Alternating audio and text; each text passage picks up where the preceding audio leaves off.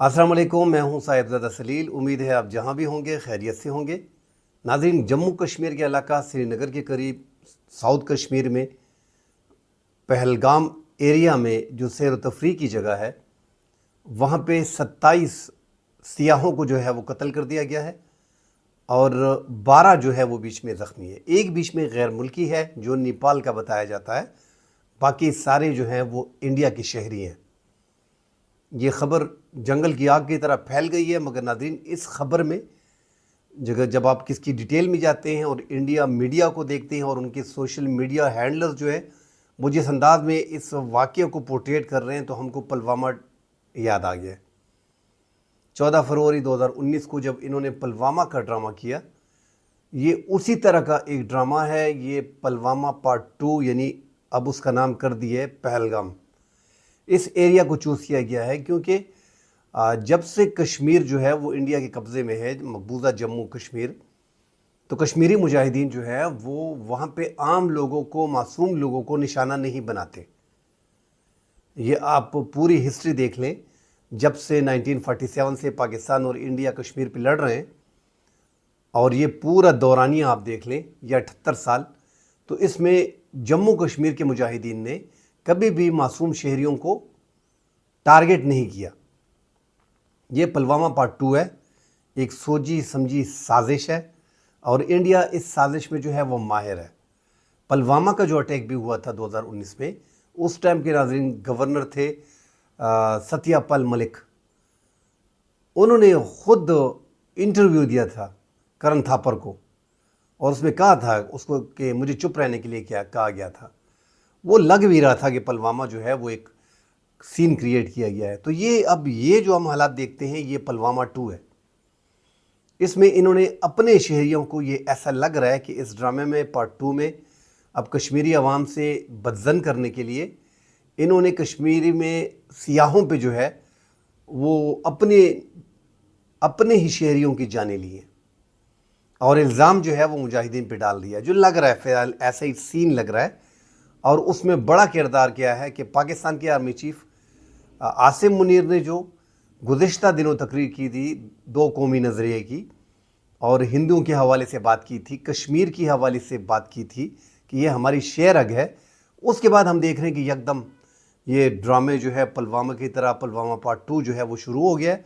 मगर इस बार इन्होंने अपने फ़ौजियों को टारगेट करने की बजाय आम मासूम शहरियों को टारगेट किया है, जिसमें उनकी, और ये ड्रामा लग कैसे रहा है कि आइडेंटिटी देख रहे थे, कार्ड देख के चेक कर रहे थे कि आप मुसलमान हो कि हिंदू हो तो आपको मार दिया जाता था।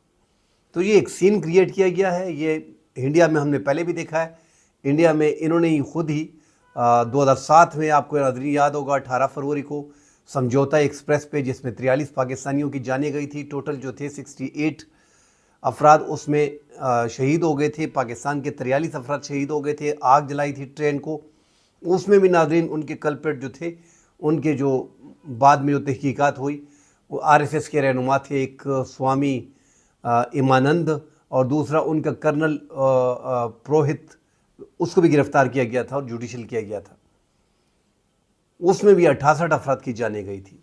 तो ये खुद ही ये सीन क्रिएट करते हैं। ये इन्होंने एक ड्रामा क्रिएट कर दिया। एक तो बड़ी बात ये है कि अमेरिका के जो नायब सदर हैं वेंस, इस टाइम पे 4 दिन दौरे पे मौजूद हैं इंडिया में, और नरेंद्र मोदी जो है वो आज सऊदी अरब चले गए हैं, वहाँ पर उसका इस्तकबाल हुआ है।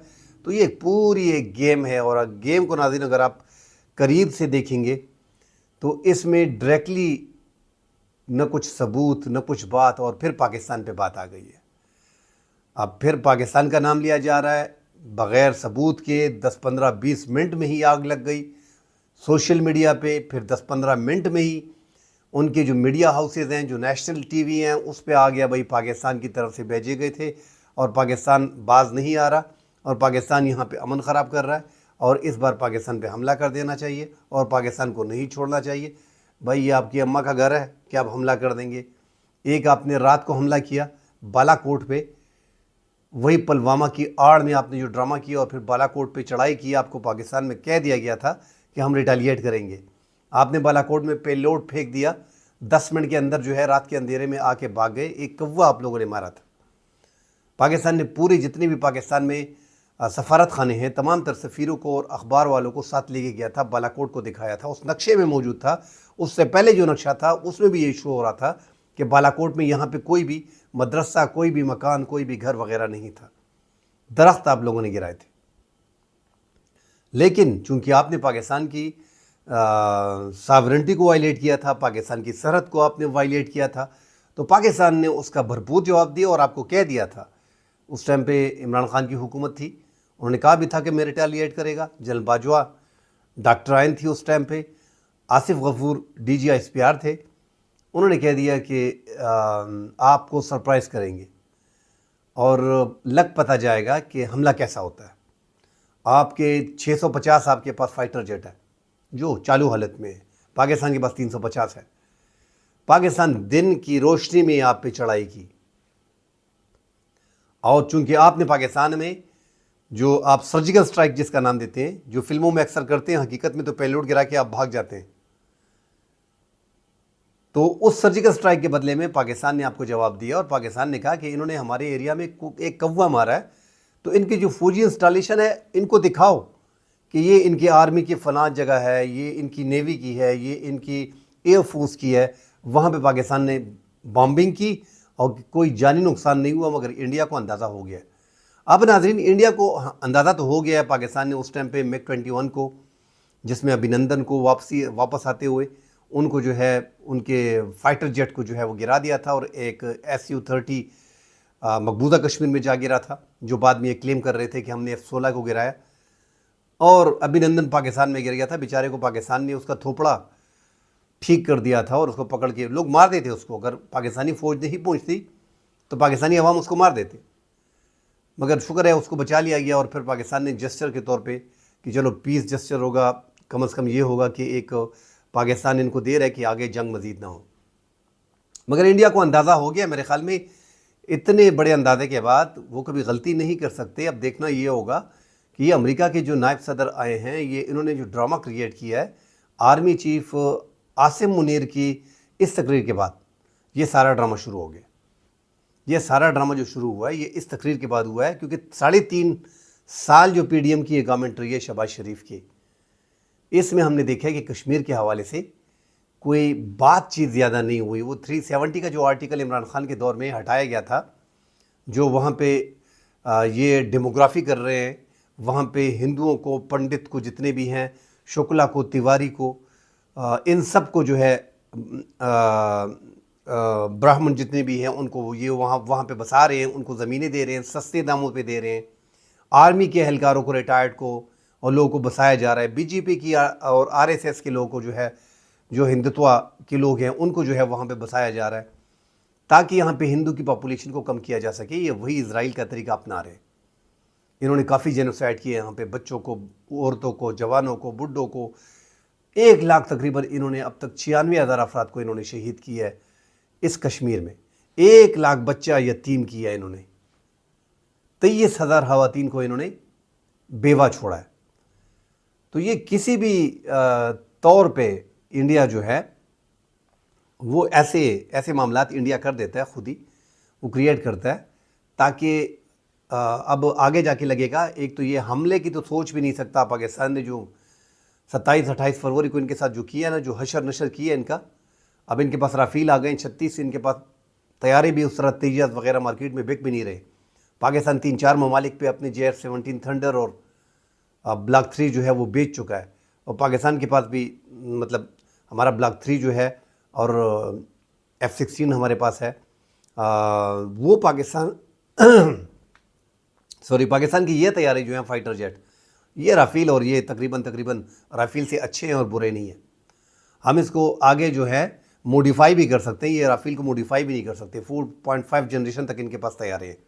पाकिस्तान ने J-10C जो है वो भी पाकिस्तान के बेड़े में शामिल है, तो वो तो राफील से भी बेहतर है। तो इनको अंदाज़ा हो गया, उस टाइम तो हमारे पास J-10C था भी नहीं, इनके पास राफील नहीं था। अब ये इतने हैं नहीं कि ये पाकिस्तान पे हमला कर सकें, मगर इनकी प्लानिंग क्या है अब देखना होगा कि अमेरिका की जो नायब सदर है वहाँ पे मौजूद हैं, उससे कोई बयान उगलवाना चाहते हैं कश्मीर के हवाले से क्योंकि कश्मीर पे पाकिस्तान ने जो स्टैंड लिया वो अमेरिका को भी बता दिया है, सऊदीया को भी बता दिया। पाकिस्तान इसमें बड़ा क्लियर है कि मकबूजा कश्मीर को किसी भी तौर पे पाकिस्तान जाने नहीं देगा। पाकिस्तान उनकी सपोर्ट उसी तरीके से करेगा जो 1947 से हम करते आ रहे हैं। ये 3 साल बीच में हमने जो अपने आपस की कशमकश थी, अपने अंदरूनी इख्तिलाफात के बायस हम जो है उस पर कुछ नहीं कर सके, वरना ये 370 का धारा जो इमरान खान के दौर में हटाया गया था, उस टाइम पे भी हमारी आर्मी, चूँकि हमारी सारी पावर खोल के बात करनी चाहिए, पाकिस्तान में ज़्यादातर पावर जो है वो इस्टेब्लिशमेंट के हाथ में होती है, अफवाज के पास होती है। तो लिहाजा उस टाइम पे इमरान खान के दौर में भी बड़ी तकरीरें की गई, बड़ी बातें की गई, मगर उसका नतीजा क्या निकला कि 370 पे हम कोई बड़ा काम नहीं कर सके, 370 का आर्टिकल हटाने पे। अब तो ये वहाँ पे लोगों को आबाद कर रहे हैं ना, तो पाकिस्तान को उस टाइम से स्टैंड बड़ा तेज़ लेना चाहिए था। मगर अब चूँकि 3.5 साल बाद आसिम मुनीर ने, जनरल आसिम मुनीर ने, आर्मी चीफ ने एक बयान दागा है, वो इंडिया को बड़ा परेशान किया हुआ है। 10-12 दिन तो वो बयान चलता रहेगा इनके यहाँ, और इसी दौरान ये गैप बनाई गई है। अब पाकिस्तान पे ये आगे सोच के पाबंदियों की सोच रहे हैं, अमेरिका को अपनी तरफ कर रहे हैं, मगर पाकिस्तान अब उस पोजीशन में नहीं है कि अमेरिका डायरेक्टली उन पर पाबंदियाँ लगा दे। हाँ, बयान वगैरह दा सकते हैं कि पाकिस्तान जो है वो इंडिया के जो दहशतगर्दी है उसको सपोर्ट ना करें, जिहादी तंजीमों को सपोर्ट ना करें। 3 बताए जा रहे हैं कि 3 मुजाहिदीन थे, मगर नाज़रीन मैं फिर कह दूँ, मुजाहिदीन आम लोगों को, मासूम लोगों को नहीं मारते। वो उनकी लड़ाई जो है फ़ौज से है, पुलिस से है, सिक्योरिटी एहलकारों से है।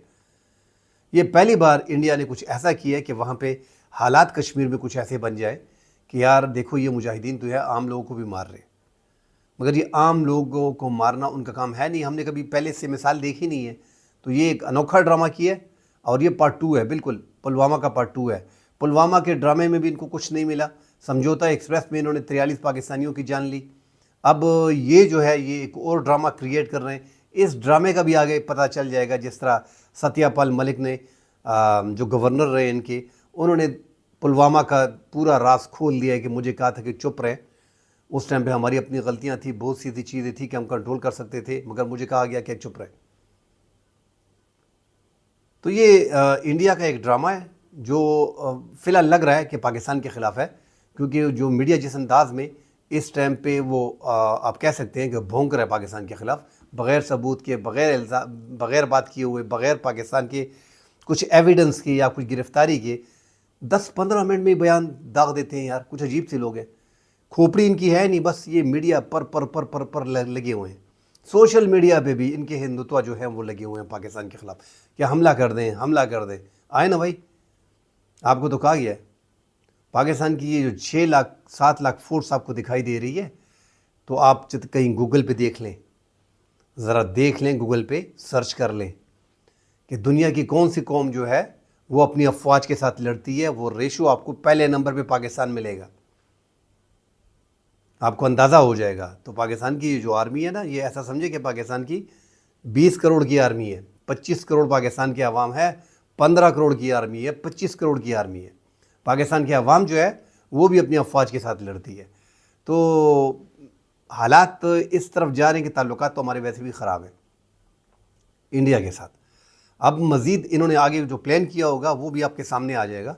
इनके प्लान 5-6-7 दिन में समझ में आ जाते हैं कि ये करना क्या चाह रहे हैं। हमारी इंटेलिजेंस जो है वो भी तैयार है, उनको भी समझ है कि ये करना क्या चाह रहे हैं। मेरे ख्याल में उनको बेहतर अंदाज़ा होगा इस टाइम पे हमारी अफवाज को, वो बड़ी करीब से इनकी मीडिया को देख रहे हैं और हंसते भी होंगे कि ये किस तरह के ड्रामे प्लान करते हैं। इस बार जो इन्होंने ड्रामा प्लान किया हुआ है ताकि पाकिस्तान जो है वो कश्मीर की हिमायत करता है और मुजाहिदीन के बारे में जो आवाम की राय है और दुनिया को बताया जा सके, तो इन सब चीज़ों में लगा हुआ है इंडिया।